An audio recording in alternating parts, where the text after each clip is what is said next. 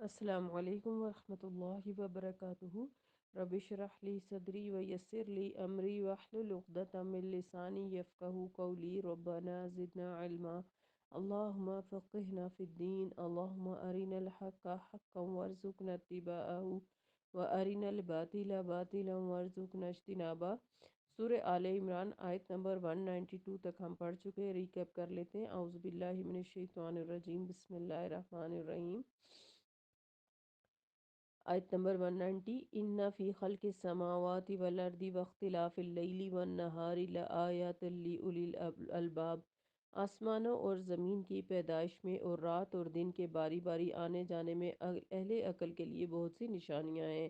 الذین یذکرون اللہ قیاما وقعودا وعلی جنوبہم ویتفکرون فی خلق السماوات والارض ربنا ما خلقت ھذا باطلا سبحانک فقنا عذاب النار۔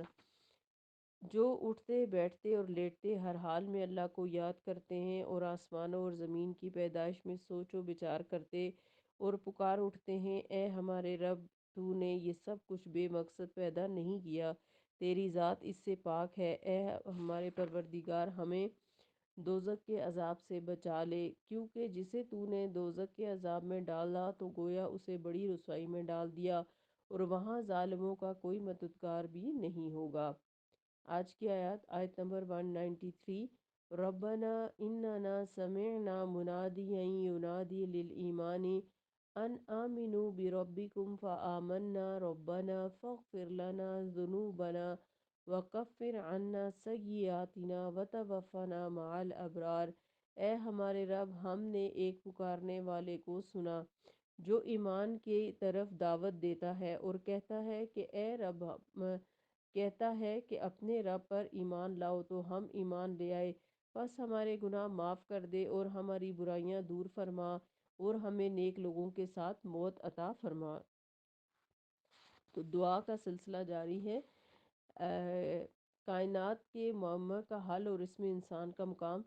پکارنے والے مومن جو ہیں وہ والوں سے مراد اللہ تعالیٰ کا پیغمبر ہے، جو وحی الہی کی روشنی میں انسان کی رہنمائی کرتا ہے۔ یعنی اس آیت میں کہا جا رہا ہے کہ ہم نے ایک پکارنے والے کو سنا اور اس کی پکار پر لبیک کہا، تو اس سے مراد پیغمبر ہیں جو کہ انسانوں کی رہنمائی کرتے ہیں۔ یہ اللہ تعالیٰ کی خاص مہربانی ہے کہ اس نے اس معمہ کو محض انسانی عقل کے حوالے نہیں کیا، بلکہ اپنے رسول بھیج کر اور کتابیں نازل کر کے اس معمہ کا حل خود ہی بتا دیا۔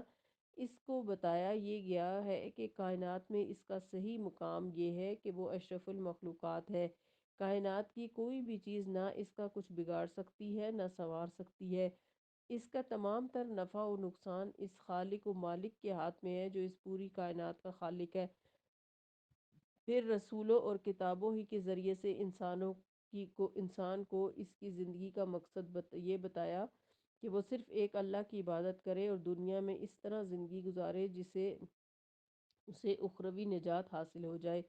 ساتھ ہی ساتھ اسے یہ بھی بتایا گیا کہ وہ محض اپنے نیک اعمال پر تکیہ نہ کرے، بلکہ اپنے اللہ سے گناہوں کی بخشش بھی طلب کرتا رہے اور بھلائی کے لیے دعائیں بھی مانگتا رہے۔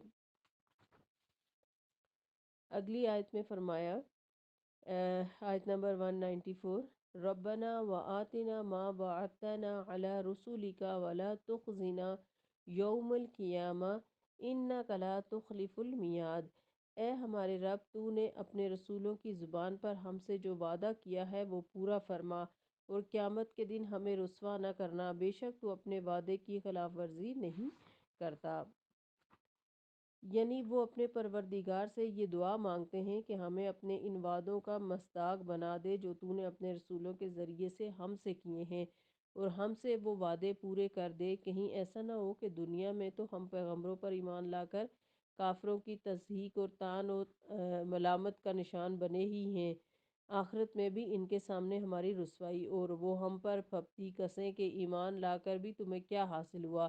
دوسرا معنی اس کا یہ بھی ہے کہ تو نے ہم سے جو اس دنیا میں کفار پر فتح اور نصرت کا وعدہ کیا ہے یعنی اسے پورا فرما، اور کافروں اور منافقوں کی تضحیک اور لعن اور طعن سے ہمیں بچا لے۔ آیت نمبر 195، فاستجاب لهم ربهم أني لا أضيع عمل عامل منكم من ذكر أو أنثى بعضكم من بعض فالذين هاجروا وأخرجوا من ديارهم وأوذوا في سبيلي وقاتلوا وقتلوا لا أكفرن عنهم سيئاتهم ولا أدخلنهم جنات تجري من تحتها الأنهار ثوابا من عند الله واللہ عنده حسن الثواب۔ ان کے پروردگار نے ان کی دعا قبول کرتے ہوئے فرمایا، میں کسی عمل کرنے والے کے عمل کو خواہ وہ مرد ہو یا عورت ہو ضائع نہیں کروں گا، کیونکہ تم دونوں ایک دوسرے کا حصہ ہو۔ لہٰذا جن لوگوں نے ہجرت کی اور اپنے گھروں سے نکالے گئے اور میری راہ میں دکھ اٹھائے، نیز جن لوگوں نے جہاد کیا اور شہید ہو گئے، میں ضرور ان کی برائیاں ان سے دور کر دوں گا اور ایسے باغات میں ضرور داخل کروں گا جن کے نیچے نہریں بہہ رہی ہوں گی۔ اللہ کے ہاں ان کا یہی بدلہ ہے اور اللہ کے ہاں جو بدلہ ہے بہت ہی اچھا ہے۔ اللہم اجعلنا منہم، اللہ ہمیں بھی ان لوگوں میں شامل فرمائے۔ تو جزائے اعمال کے لحاظ سے مرد اور عورت میں کوئی فرق نہیں، یعنی مرد اور عورت چونکہ دونوں ایک ہی نوع سے ہیں، لہٰذا نیک اعمال کا جس قدر بدلہ مردوں کو ملے گا اتنا ہی عورتوں کو بھی ملے گا۔ جزائے اعمال کے لحاظ سے دونوں میں کوئی فرق نہیں ہے۔ اس دنیا میں مرد کو بیوی پر جو تفوق یعنی فوقیت دی گئی ہے، اس کی دو وجہ ہیں۔ ایک آئلی نظام کا استقلال یعنی گھریلو نظام کو قائم کرنا، اور جو ایک ہی سربراہ کی صورت میں برقرار رہ سکتا ہے۔ مرد چونکہ قوت و طاقت کے لحاظ سے عورت سے مضبوط ہے، لہٰذا گھر کا سربراہ وہی ہونا چاہیے۔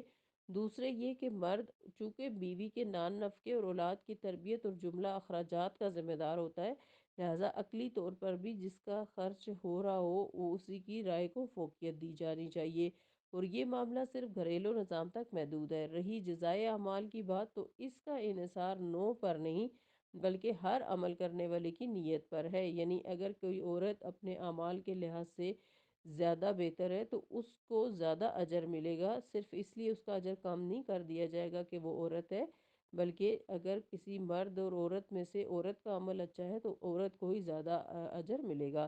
جس قدر نیت پاکیزہ ہوگی اتنا ہی بہتر اجر ملے گا۔ پھر آگے فرمایا تھا اسی آیت کے اندر کہ جو لوگ جن لوگوں نے ہجرت کی اور اپنے گھروں سے نکالے گئے اور میری راہ میں دکھ اٹھائے، نیز جن لوگوں نے جہاد کیا اور شہید ہو گئے، میں ضرور ان کی برائیاں ان سے دور کر دوں گا اور انہیں ایسے باغوں میں داخل کروں گا جن کے نیچے نہریں بہہ رہی ہوں گی۔ اللہ کے ہاں ان کا یہی بدلہ ہے اور اللہ کے ہاں جو بدلہ ہے بہت ہی اچھا ہے۔ تو یعنی جن لوگوں نے میری راہ میں اور اسلام کو سربلند کرنے اور رکھنے کی خاطر جان اور مال اور وطن کی قربانیاں دی ہیں، اور طرح طرح کے دکھ اٹھائے ہیں، خواہ وہ مرد ہوں یا عورتیں، اللہ سب سے یکساں سلوک کرتے ہوئے ان کی لغزشیں معاف فرما دیں گے اور ان قربانیوں کا بہترین صلہ ان کو عطا فرماتے ہوئے انہیں پربہار باغات میں داخل کرے گا۔ روایات میں آتا ہے کہ ایک دفعہ سیدہ ام سلمہ رضی اللہ عنہا نے رسول اللہ صلی اللہ علیہ وسلم سے عرض کیا، یا رسول اللہ، کیا قرآن میں جہاں کہیں ہجرت یا اعمال حسنہ کا ذکر آتا ہے تو مردوں ہی کا آتا ہے، عورتوں کا کیوں نہیں آتا؟ تو اس کے جواب میں یہ آیت نازل فرمائی گئی جو ابھی ہم نے پڑھی ہے، جس کا ترجمہ کیا ہے کہ ان کے رب نے ان کی دعا قبول فرمائی اور کہا کہ کسی عمل کرنے والے کے عمل کو میں ضائع نہیں کروں گا، خواہ وہ مرد ہو یا عورت، میں اس کے عمل کو ضائع نہیں کروں گا، کیونکہ تم دونوں ایک دوسرے کا حصہ ہو۔ لہٰذا جن لوگوں نے ہجرت کی اور اپنے گھروں سے نکالے گئے اور میری راہ میں دکھ اٹھائے، نیز جن لوگوں نے جہاد کیا اور شہید کیے گئے، میں ضرور ان کی برائیاں ان سے دور کر دوں گا اور ایسے باغات میں داخل کروں گا جن کے نیچے نہریں بہہ رہی ہوں گی۔ اللہ کے ہاں ان کا یہی بدلہ ہے اور اللہ کے ہاں جو بدلہ ہے وہ بہت ہی اچھا بدلہ ہے۔ تو اس آیت میں باقی تمام باتوں کے ساتھ یہ بات بھی کلیئر کر دی گئی کہ مرد ہو یا عورت ہو، جس کا عمل اچھا ہوگا اسی کا اجر زیادہ ہوگا اللہ تعالیٰ کے ہاں۔